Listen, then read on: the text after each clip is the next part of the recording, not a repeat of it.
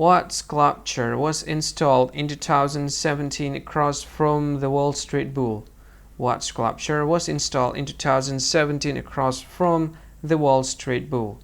Now I'll give you 4 options and you try to guess which one from these 4 options they think is the correct answer for the question, and here is the list of the option.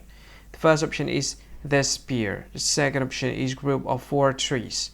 The third option is balloon flower, and the last option is fearless girl. So from these 4 options, what do you think? Which one is the correct answer for the question?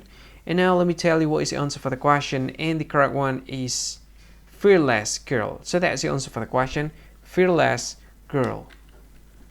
Thank you so much for watching this video. If you find this video very useful, you can help this channel to grow by subscribing to the channel. Click the subscribe button and like this video. And if you want to share it with your friend, just go ahead, click the share button, and you can share it to any social media that you wish. And if you want to comment in this video, just go ahead, find comment section and comment, say whatever you want in it. I think that's all of it. Thank you so much for watching this video, and see you again in another video. Bye bye.